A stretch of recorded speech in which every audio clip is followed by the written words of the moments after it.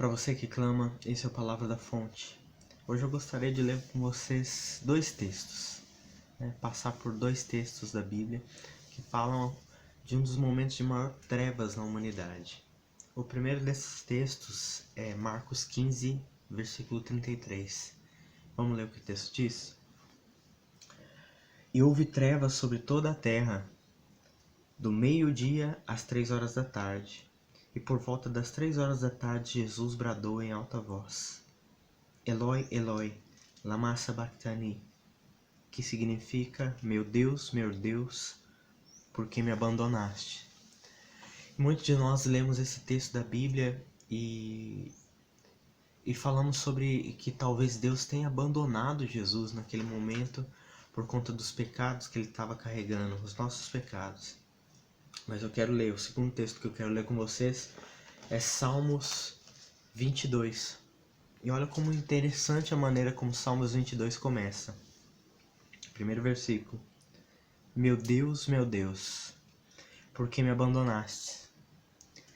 E esse Salmos é um Salmos que ele vem falando durante todo o decorrer dele sobre pedir socorro a Deus e encontrar esse socorro, louvar a Deus por ter encontrado esse socorro. E o curioso, mais curioso ainda, é que muitos desses versículos falam sobre coisas muito semelhantes do que aconteceram com Jesus. Vamos dar uma olhada? Olha só, versículo 7 e versículo 8, para começar. Caçoam de mim todos os que me veem, balançando a cabeça e lançando insultos contra mim, dizendo: recorra ao Senhor, que o Senhor o liberte, que ele o livre, já que ele quer bem. Vocês lembram que as pessoas ficavam, os soldados ficavam ali em volta de Jesus falando: você não é filho de Deus? Peça que ele te tire da cruz, então desça daí. Você lembra disso?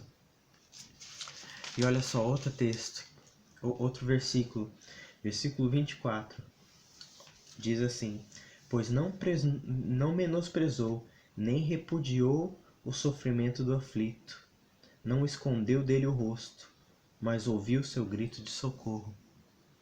Vamos voltar um pouquinho antes, eu me adiantei um pouquinho. Vamos olhar o versículo 18.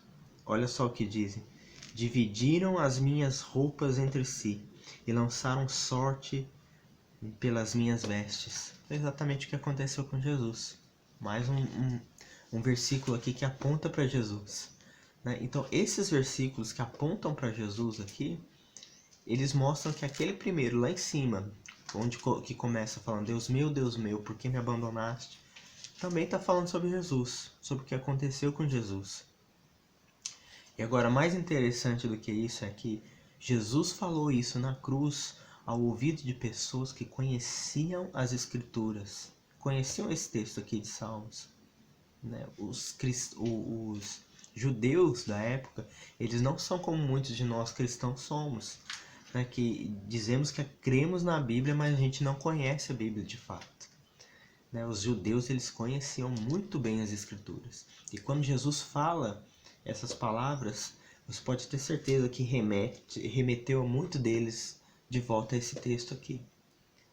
E aí sim, eu leio o versículo 24. A questão toda era: será que Deus estava abandonando Jesus na cruz?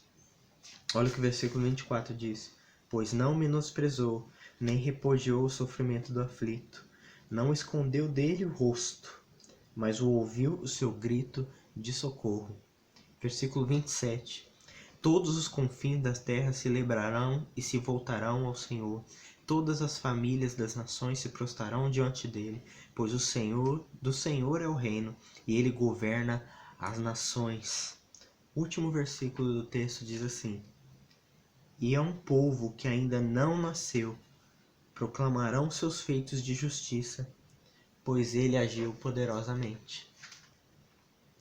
Jesus na cruz, ele estava citando salmos.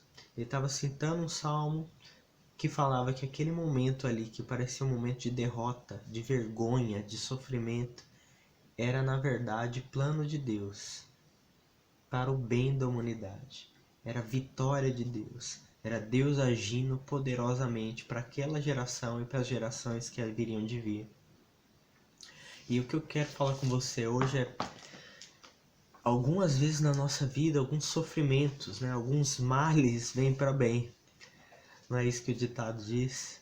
Às vezes a gente, quando nós estamos passando por uma situação difícil, nós achamos que aquilo é só para atrapalhar. Mas Deus nos guia num caminho de vitória. Deus nos está guiando por um caminho de vitória, mas às vezes esse caminho ele passa por vias dolorosas, né? Por caminhos de espinhos. E nós precisamos manter os nossos olhos no Senhor, como Jesus fez, e nas Escrituras, lembrando das promessas de Deus e que Ele tem o bem para nós, sempre o bem. Ele é o nosso bom Pai que sabe dar boas coisas. Até a próxima Palavra da Fonte.